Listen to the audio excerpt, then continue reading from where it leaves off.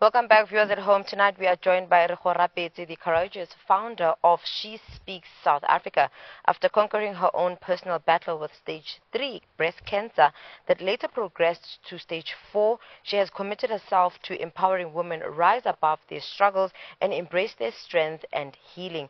Drawing from her past experience as an event coordinator, she's created a platform that fosters connection, growth, and resilience in a supportive community of women. Regorapetse, thank you so much for joining us tonight. Thank you so much for having me. Now, before we get started on our conversation and understanding the greater work that was birthed by your own personal experience, can you take us through your journey? I mean, receiving news whilst you were pregnant that you have breast cancer and, conversation of you not going to make it, your child's not going to make it. How was that all like, for you in terms of the emotional as well as the physical hurdles of it? Well, I can never really say how the emotional one was because it was just, I didn't know what I was doing. I mean, like when you say that you've been diagnosed with stage 3 and then also progressing to stage 4, it was like, all I'm going to do is just face it and believe in God and continue going. So, I mean, just the emotional part was just having a very strong supportive team around me because I don't think I'll be able to get through it, or I was able to get through it if I didn't have my supportive team, being my friends, my family, and just everybody around me going, you're going to make it. And more so, even God, I really was just like, Lord, I'm doing this. I believe in you, and please just walk me through this path. And he really did. He held my hand through the stage 3 diagnosis and then also the stage 4, and also being pregnant through that stage 4. So I just really attest to being God and my friends. And what was your treatment process like, having to, only not care for yourself, but also for, your child as well? Yeah.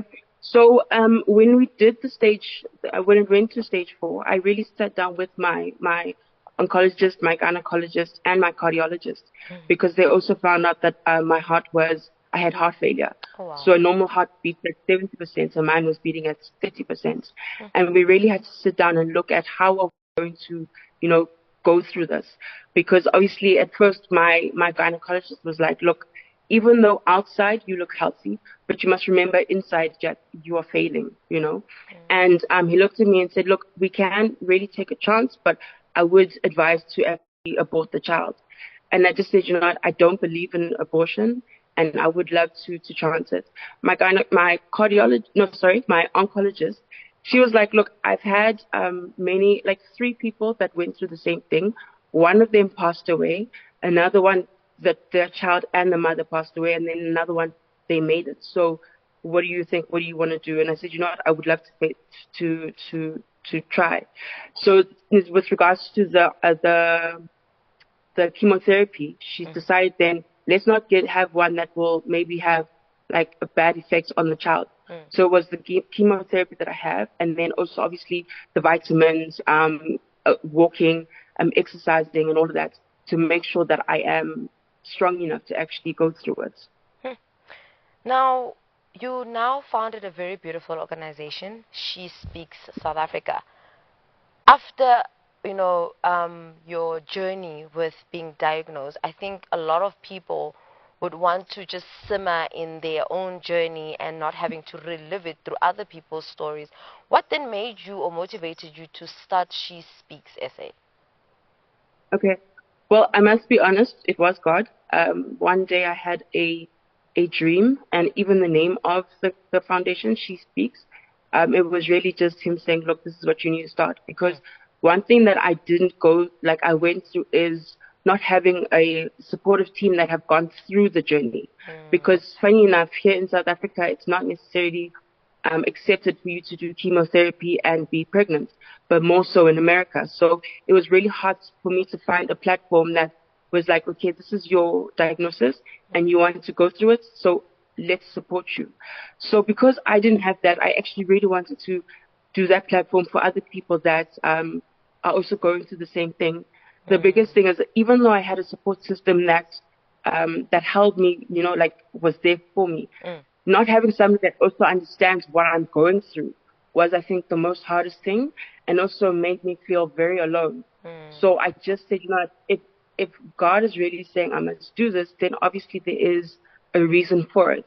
And the amount of women that I have met through this journey, it's been such remarkable women, such phenomenal women that they just need, and they also just need a hand to say, what, let us pull through this. So I'm very grateful really for actually doing what I'm doing. Now, in your journey with, your fight with cancer, I believe it has shaped your views as well as, strength and resilience at that. How do you then utilize your journey and use it to influence your work with your organization? Well, firstly, I think because I understand exactly what the women are going through. So it's not, when I say I understand what you're going through, it's not like, no, you don't. Yeah. It's I've lived it and I'm still living it. So it's that's the main thing. And also just really going and saying let's overcome. I think the biggest thing is just overcoming and having that mindset and having to look at that mindset. It makes you really make sure that you do overcome the the challenges that you're going through. Now, Regorapetse, another question I'd like to ask you is, what Right. conversations are you then having with your, family members and most importantly your children, considering the journey you're embarking on and the community that you're assisting? Because I believe it's quite important that they know that, this is what my mom is going through. And how do you instill also that level of positivity in them, that when they see, the word cancer, it doesn't only give them, the fright and the trauma, but also gives them that, hope as well as resilience that you have been using throughout your journey? Well, first of all, I think that's the main thing that I'm trying to really change the narrative of a cancer diagnosis, because a lot of people think you're going to die. So that's number one. Number two, my daughter, she's only 4, turning 5 in September. So she doesn't necessarily understand what I'm going through, but she does understand that I'm going to the hospital a lot. So whenever I go to the hospital, I do say, I'm going to go see my doctor. And then she always goes, yeah, doctor's going to fix you, huh? Doctor's going to fix you. So that's right now, that's her understanding of me always going to the doctor. I try and make her understand the pain, because let's say my chest is sore and she wants to come and jump on me. I have to go, explain to her, say, no, mommy you can't touch mommy here right now, because I'm not feeling very well. And I think because I've got such a supportive community, I think everybody tries to make her understand and understand her level, number one. Number two, we are seeing a child psychologist. We do speak to that person, like whenever we do see that maybe she doesn't fully understand the emotions that she's going through. Because I had her when I was doing chemotherapy. So even for my own mental health, it was very low. So she felt that in my stomach, Oh, yeah. So if I'm not happy or if I'm not joking around, she already immediately goes, "What's wrong, mommy? Are you okay?" Wow. So it's really trying to make her understand, what I'm going through. And then also with my family and my supportive community, like I'm very stubborn. So if I feel like this is what I would like to do, and I'm also very strong-willed, so they already know, okay, if she's made up her mind, the only thing that we can do is really support her in what she's doing. And also we have very open communication with regards to, like, even though I believe I'm not going to die now, we have the communication to say, okay, is my funeral cover done? Is my life cover done? Is, will done? Are those things done? And I think the biggest thing with my supportive community is that they don't do the shame, shame, shame, you're not very well. They do, we have those conversations and we move on. Wow. If we need to go to the mall or go to, just do whatever, like life continues. But we make sure that we do have those conversations to know, are we doing the right thing?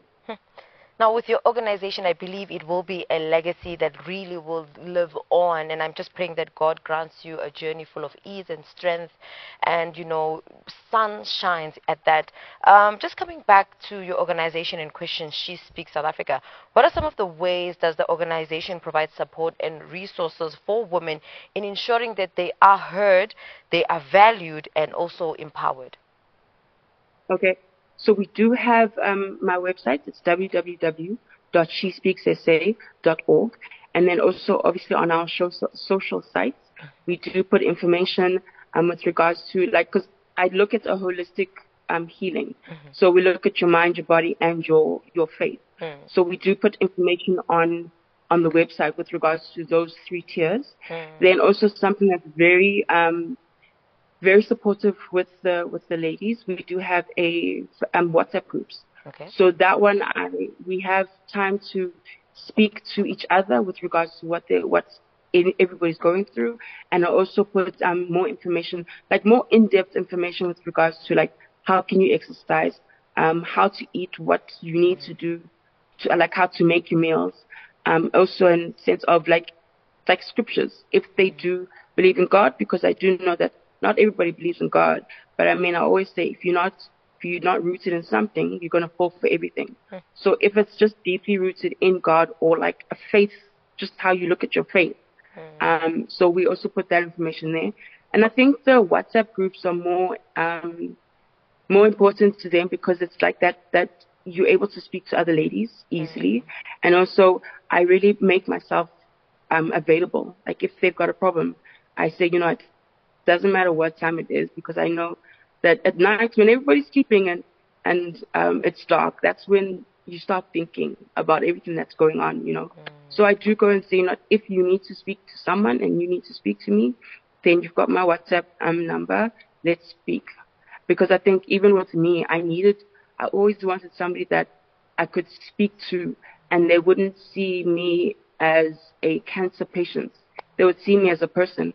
Because a lot of people also ask, like, what advice would you give someone? And I always say, speak to us like we're people, because at the end of the day, we are. Like, we not identify as a cancer patient. We identify as, for instance, myself, Regorapetse. So I really try and make myself available for them to just speak to me whenever they need to. Regorapetse, you took my last question away, but I'm just going to rephrase it differently and say, right now, considering the journey you're going through and the help that you're giving to so many women around you, or rather through She Speaks SA, what would be your closing thoughts around our conversation tonight and the work that you're doing? I think the biggest thing is just really, and I say this to everybody, just live.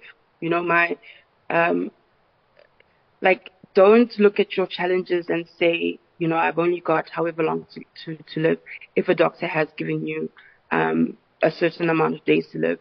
But forget about that and live. Like, enjoy life. Take your passions and really go with them, and I do really ask people to say, what is your future? Because even though my daughter is only 4 years old, my future is seeing her walk down the aisle if she wants to get married. My future is seeing her graduate when she goes to university. And that's what I'm living for, And even if you're not a cancer patient, just everybody in general, like, this is my future, and live to that, That's what makes me wake up in the morning to say, I'm doing this not just for me and not just for the other ladies, but I'm doing it for my daughter. I mean, as you said earlier, in terms of my legacy, like, I really want her to look at it and say, my mother tried to inspire many people, and I'm going to do the same thing. The way we live, our kids look at how we live, and they mirror how we live. So live, enjoy life.